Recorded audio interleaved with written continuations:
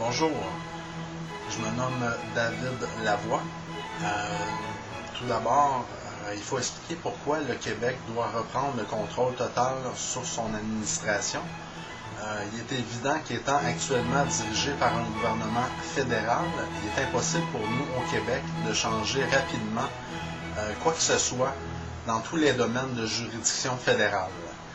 Notre prise de pouvoir pourrait nous permettre d'effectuer tous les changements suivants et de nous sortir de notre état de faillite constant. Dans les politiques extérieures, il faut rapatrier maintenant tous nos soldats en mission de guerre. Nos soldats doivent être utilisés seulement pour les forces de maintien de la paix actives de l'ONU, casque bleu, pas autre chose.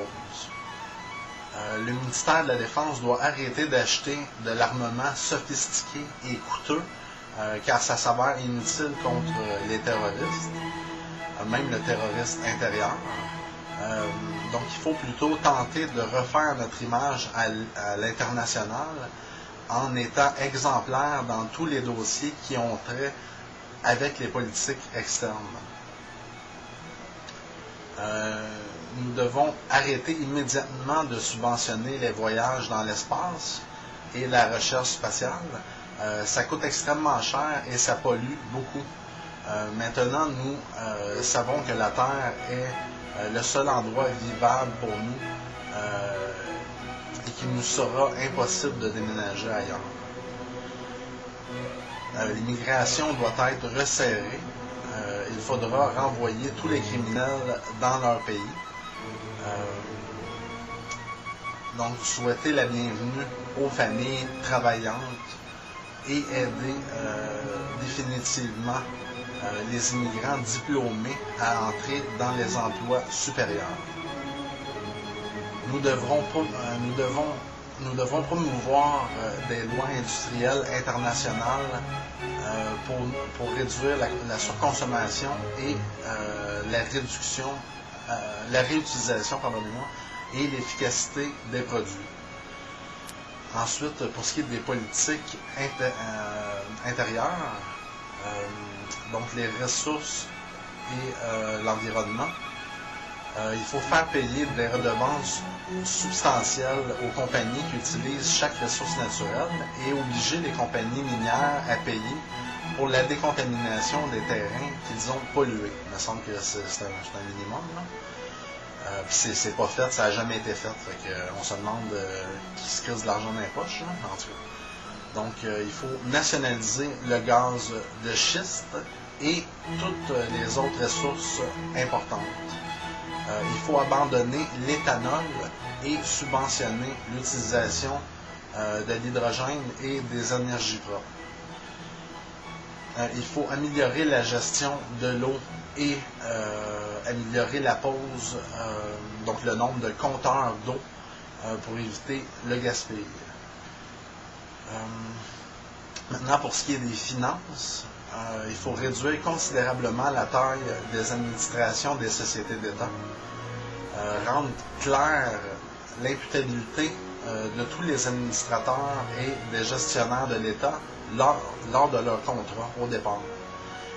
Instaurer une révision biannuelle des administrateurs par le vérificateur général et permettre aux vérificateurs de sanctionner systématiquement les bévues. Tous les bonus salariaux de ces administrateurs seront à être approuvés ou non par les vérificateurs. Aucun bonus ne sera automatique comme ce qui se fait présentement. L'adoption des primes, non pas l'adoption, mais l'abolition des primes de départ de tous les employés de l'État et de ses organismes. Réduire énormément le nombre d'organismes et élargir leur champ d'opération pour éviter les doublons et augmenter l'efficacité. Ensuite, pour diminuer les coûts de l'État, il faut couper et temporairement geler les salaires des employés de la grande fonction publique. doubler le nombre d'inspecteurs fiscaux du ministère du Revenu pour anéantir totalement l'évasion fiscale. Donc, les gens veulent des services, mais ils ne veulent pas payer. C'est sûr que ça ne marche pas à un moment donné. Le resserrement de l'adoption pour tous, donc l'obligation pour tous de facturer et de déclarer toute vente et tout travail effectué. Et ceci par toutes les parties contractantes. Les évasions fiscales, en plus du remboursement avec pénalité, doivent être condamnées à des travaux communautaires proportionnels au montant. Ceux qui utilisent, d'un tout autre ordre, là, ceux qui utilisent des paradis fiscaux pourraient être condamnés à peut-être 10 ans de prison ferme. Après quelques temps, donc après avoir tout utilisé ces nouvelles politiques-là, après quelques temps difficiles quand même, il faudrait baisser systématiquement les taxes et les impôts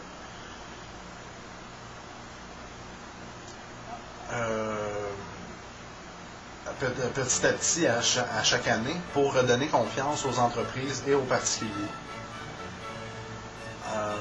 Ensuite, rendre tous les dons politiques illégaux et punissables au même titre que la corruption. Les campagnes électorales des partis politiques doivent être entièrement financées par le gouvernement. Ensuite, il y aurait l'abolition de la Régie des rentes du Québec pour la transférer dans les comptes d'épargne privés individuels. Ensuite, nous devons promouvoir en grande pompe l'achat de produits de chez nous. Nous devrions pouvoir lire partout « Produits du Québec ». Le gouvernement peut aider un petit peu la construction du nouveau Colisée de Québec, mais en grande partie, le secteur privé doit en payer finalement la grande majorité. Parce que finalement, c'est pas tout le monde qui va pouvoir se payer des billets là, dans cet amphithéâtre-là. C'est pas à tout le monde de payer tout le bill. Il faut retirer complètement les jeux de loterie vidéo des bars et des quartiers pour les relocaliser dans des casinos situés peut-être dans une dizaine d'endroits au Québec. Tous les joueurs devront être membres et leur limite de jeu sera établie avec un examen de crédit approfondi. Les gens ne pourront pas se surendetter et de toute façon, les touristes seront libres, eux, de jouer sous présentation d'un laissez-passer daté donc par les douanes et de leur passeport étranger. Maintenant, pour la santé, le domaine de la santé, donc il y aurait des réductions substantielles dans l'administration du secteur de la santé pour augmenter les effectifs soignants. Donc, présentement, je pense qu'il y a un administrateur pour chaque personne sur le plancher à travailler. Ça n'a aucun maudit bon sens. Dans le réseau de la santé, il faut restreindre les activités du secteur privé à 25% et séparer les domaines complètement. Il faudrait séparer les domaines privés du domaine public. Donc, présentement, c'est pas limité à 25%. Je pense qu'ils sont en train de tout faire pour que ça tombe à 100%. Puis que les gens aient pu accès aux soins de santé, là, à moins de payer une fortune. Donc, il faudrait faire signer un contrat aux étudiants en médecine et ceux aux études supérieures pour qu'ils donnent quelques années de service public au Québec avant de quitter le système. Donc, s'ils veulent avoir d'éducation payée à nos frais, ben, à un moment donné, il faut qu'on soit dans un petit peu de service avec ça, là, sinon c'est un peu ridicule. Là. Ensuite, freiner la malbouffe et la sédentarité en donnant des avantages importants aux gens qui optent pour un nouveau mode de vie sain. Il faudrait aussi là, instaurer un ticket modérateur de 20$ non remboursable pour éviter les abus dans les urgences. Avec ces fonds, là, peut-être qu'on pourrait financer davantage la ligne téléphonique InfoSanté. il faudrait créer définitivement une émission de télévision quotidienne pour éduquer les gens sur la santé et la bonne marche à suivre pour pas tomber malade là, tout d'un coup. Ensuite de ça, il faudrait améliorer les subventions attribuées aux aidants naturels des aînés. Donc maintenant, en éducation, la réduction substantielle des effectifs, encore là, des commissions scolaires et la remise des pouvoirs aux écoles directement. Donc ainsi que l'abolition des commissions scolaires pour en laisser la charge au ministère de l'Éducation. L'école bilingue obligatoire pour tous au primaire et au secondaire. Donc, si on veut s'ouvrir vers le monde, vers la nouvelle économie, là, les frontières éclatées, puis tout ça, c'est certain qu'on a besoin de connaître l'anglais, puis il ne faut pas qu'on perde notre français. Donc, l'école bilingue. Le retour du vouvoiement, de l'uniforme unique simple d'achat et des classes non mixtes unisexes devront être en vigueur dans toutes les écoles publiques du Québec. De nombreux non-respects du code scolaire pourront être signalés par l'école à la direction de la protection de la jeunesse qui, elle, aura la possibilité, sans expulser l'élève de l'école, là, mais de lui attribuer des travaux communautaires obligatoires. C'est la seule façon de rétablir l'ordre qui est perdu présentement. Donc, rétablir aussi des bulletins chiffrés, ainsi que l'échec des cours avec une note finale inférieure à 60%. Ça, c'est ridicule. Le gouvernement nous niaise depuis des années avec ça, juste pour avoir quelque chose d'innocent à dire, pour cacher tout ce qui se passe en arrière. Ajouter aussi là, du sport durant les heures d'école et au parascolaire. Il y aurait aussi rendre l'adoption du diplôme secondaire obligatoire pour pouvoir recevoir le permis de conduire.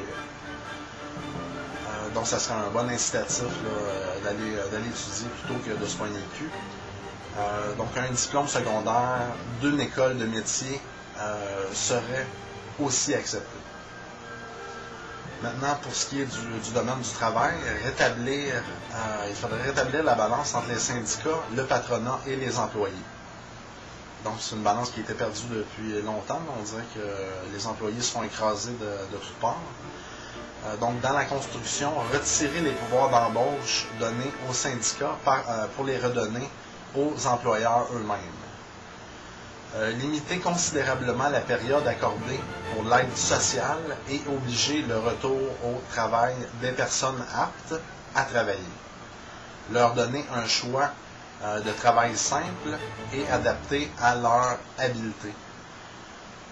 Ensuite, il y aurait l'abolition du nouveau système de garderie actuel, beaucoup trop compliqué et corrompu, sans pied par-dessus la tête. Donc, présentement, là, je vais faire une autre... je vais couper cette vidéo-là.